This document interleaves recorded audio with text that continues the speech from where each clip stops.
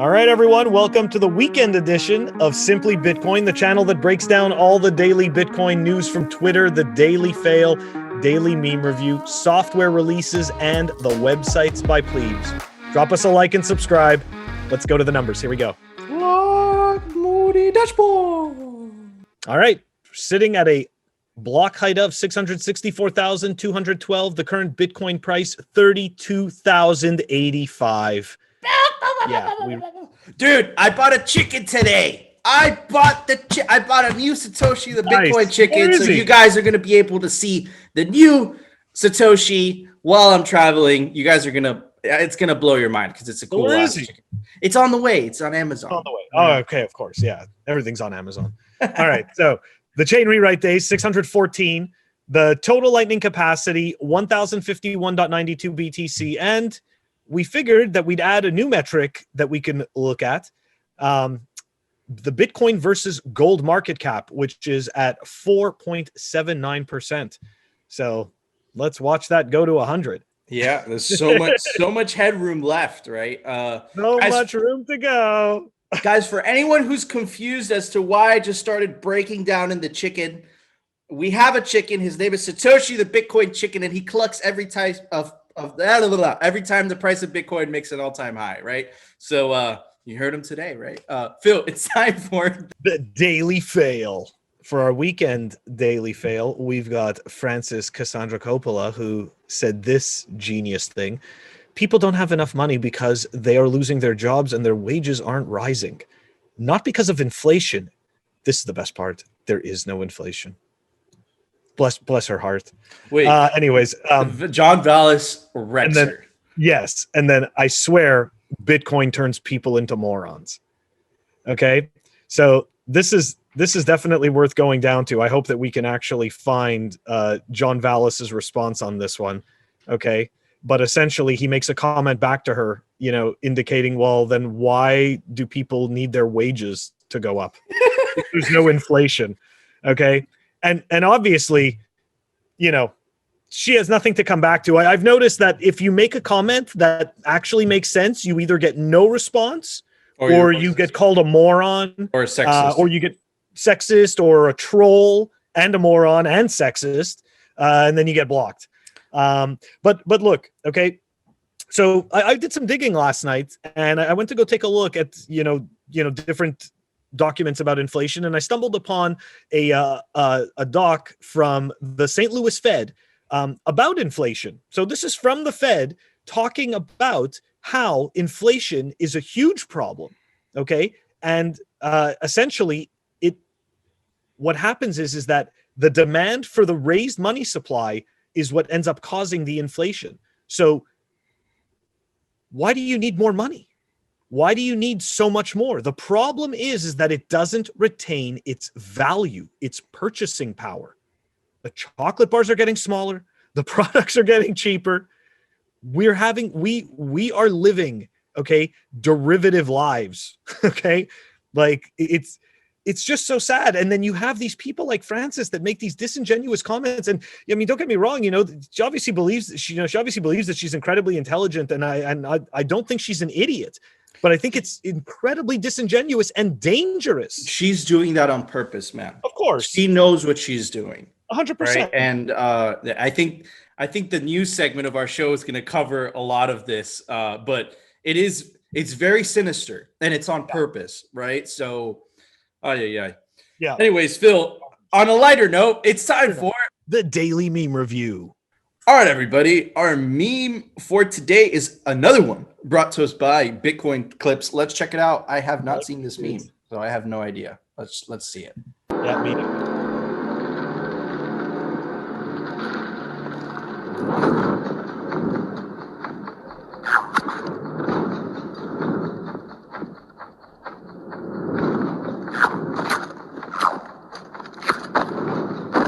Light it up.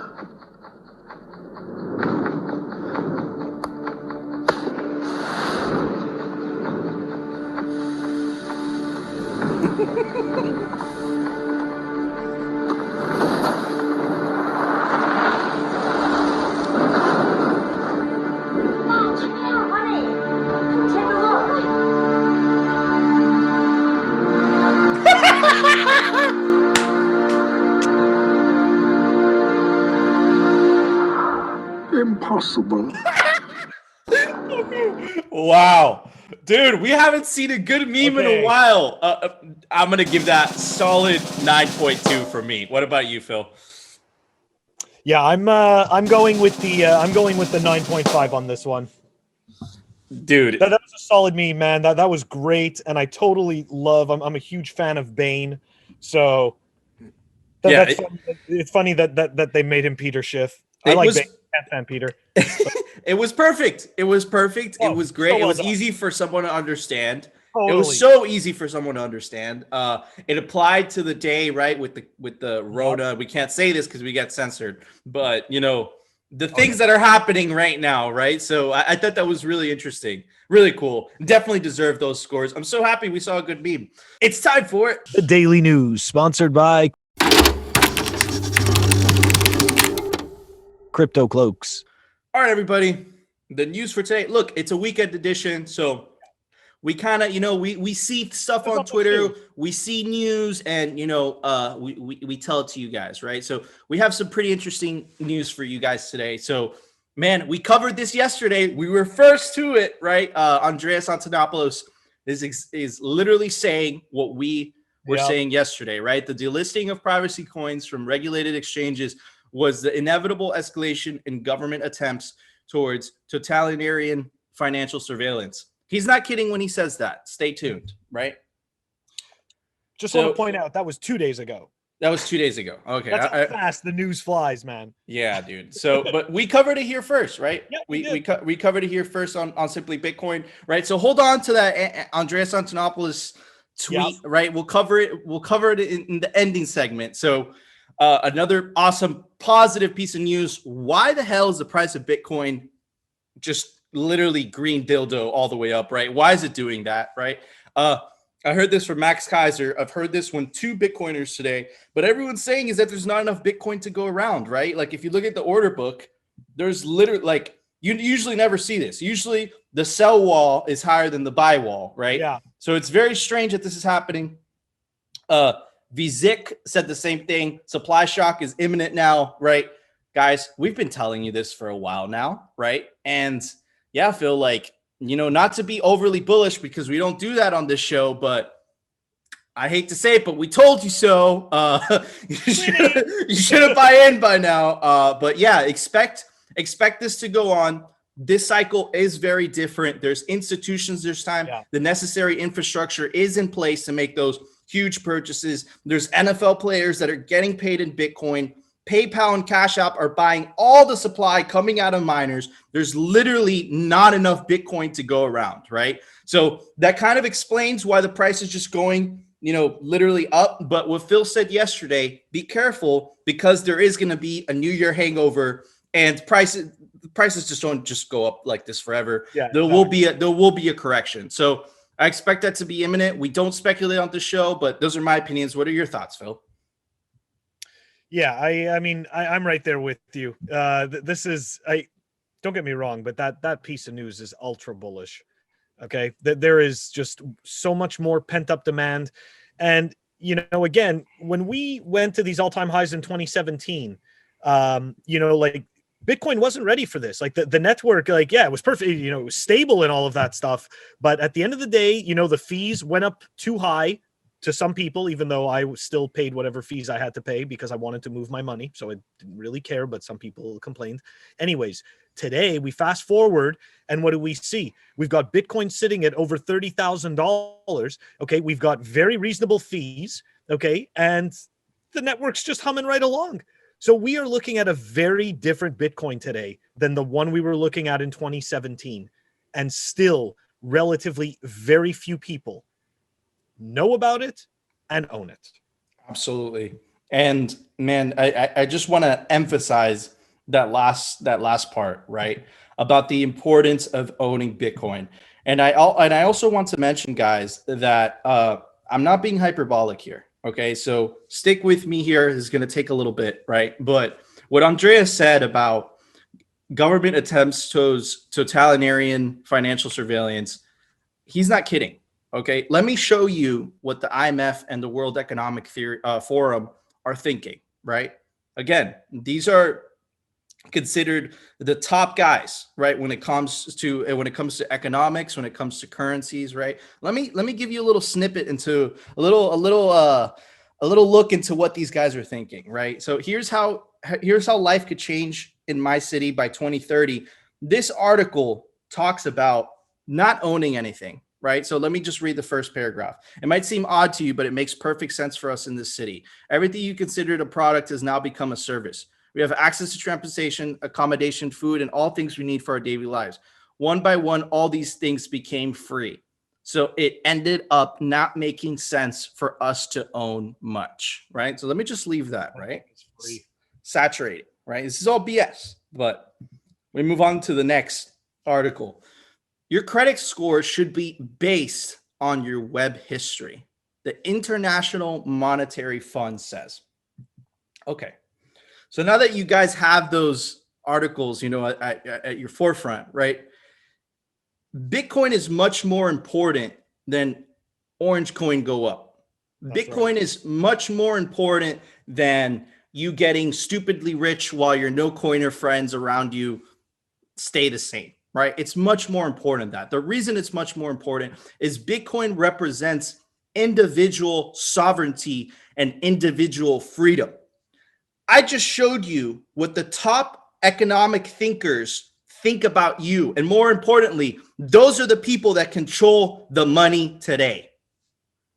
That's the direction they want to go. Bitcoin is, yeah.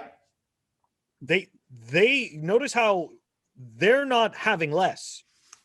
We are having less, right? Everything is free for us.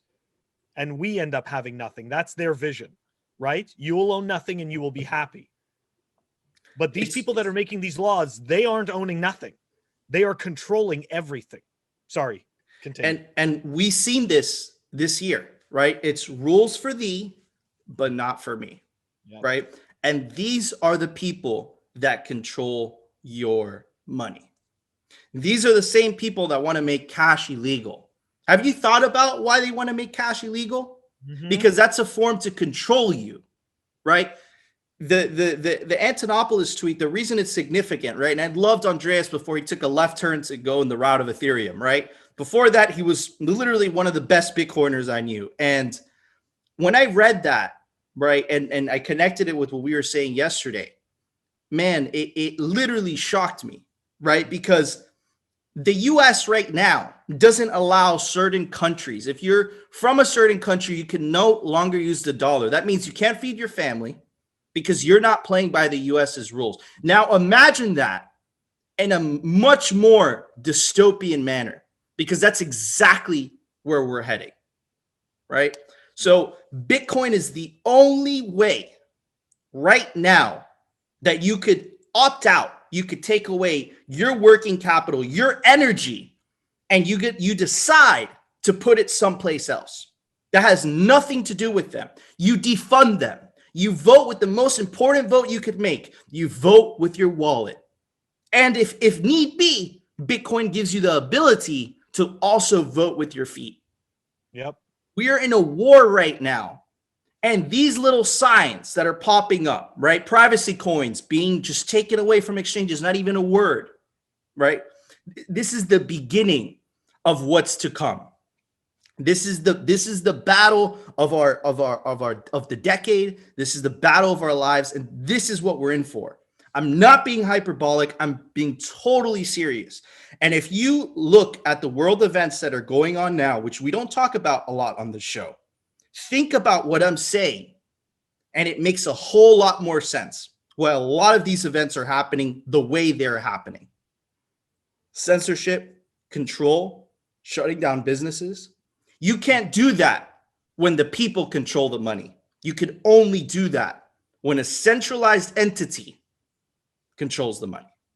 Yep. So get ready, guys. Phil, what are your thoughts? And yeah, man, this is scary. You said it all, but I want to add one last piece about cash, okay? Cash is the last form of free speech, okay? Because you can choose to transact with anybody you want with cash. And what have they done to cash, right? They debased it, and then they destroyed it. And now cash is worthless. So symbolically, free speech is worthless. And we all know that's a lie. Okay? We need free speech. So cash is, you know what I mean? It's not worthless, right? It is our last, it's the last vestige, and that is exactly why they want to take it away.